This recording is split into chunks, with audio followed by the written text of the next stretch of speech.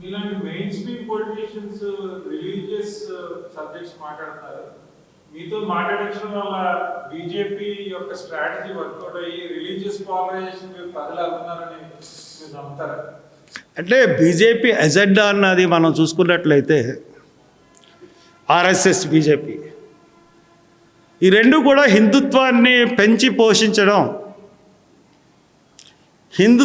హిందుత్వ భావాల్ని రెచ్చగొట్టి దాని ద్వారా ఓట్ల రూపంలో లబ్ధి పొందాలని బీజేపీ యొక్క ఎత్తుగడ.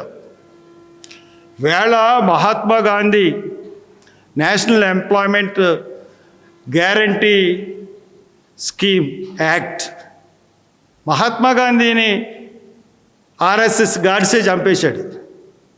మళ్ళీ ఇంకోసారి NREGA, national rural employment guarantee act, దాని పేరుని రామ్జీ అంట, అంటే రాముడు పేరు రావాలి. ఎంత మంచి చట్టం మేమే తీసుకొచ్చాం.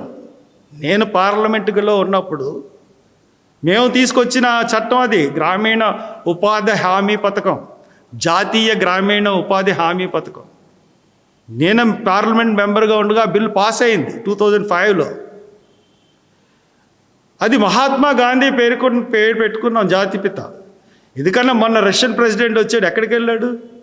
గాంధీ సమాధి దగ్గరికి వెళ్ళాడు. అమెరికన్ ప్రెసిడెంట్ వస్తాడు, ఎక్కడికి వెళ్తాడు? గాంధీ సమాధి దగ్గరికి వెళ్తాడు, శాంతివన్ దగ్గరికి. అటువంటి గాంధీ పేరుని బీజేపీ తీసేసింది, మోడీ. అంటే వాళ్ళు రామ్జీ, గురూజీ రామ్జీయా ఏంటిది? జీ రామ్జీ. అంటే దీన్ని కూడా మతం వైపు తీసుకెళ్ళాలి. ఈ గ్రామీణ ఉపాధి హామీ కూలీలను కూడా ఈ మతం వైపు తీసుకెళ్ళాలి. జీ రామ్జీ, ఆయన వల్లే మనకి ఉపాధి దొరుకుతుంది అన్న ఒక భావాన్ని వ్యాప్తం చేయడానికని చెప్పి ఎదవ ఎత్తులు వేస్తూ ఉన్నారు. బట్ ఒకటేంటంటే, భారతదేశంలోని పౌరులు, భారతదేశంలోని అన్ని మతాలు కూడా చాలా బాగుంటారు కింద లెవెల్లో. ఒక్క బీజేపీ రెచ్చగొడతా ఉంటుంది తప్పితే తక్కిన వాళ్ళందరూ కలిసే ఉంటారు.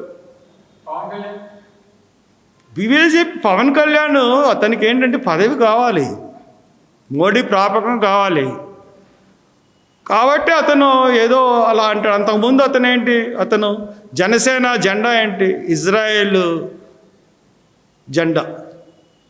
అతని స్టార్ ఇజ్రాయెల్లోనేమో బ్లూ ఉంటుంది, ఇతను రెడ్ పెట్టుకున్నాడు. అప్పుడు ఆ జెండా అది తయారు చేసి క్రిస్టియన్స్ని అట్రాక్ట్ చేయాలని చెప్పి నేను క్రిస్టియన్ని మ్యారేజ్ చేసుకున్నానని చెప్పాడు అంతకుముందు ఎలక్షన్లో. మాయావతితో పొత్తు పెట్టుకున్నాడు. అంబేద్కర్కి సాష్టాంగ నమస్కారం చేశాడు.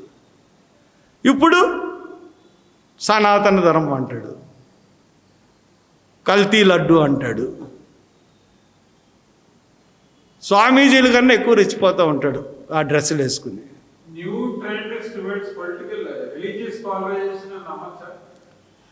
ప్రయత్నిస్తున్నారు. That is a attempt of polarisation of Hinduism. But ఇండియాలో ఎంత లేదనుకున్నా కానీ మెజారిటీ హిందువులు ఉన్నా కానీ హిందూ భావంతో మెజారిటీ ప్రజలు భారతదేశంలో ఉండరు. That is guarantee.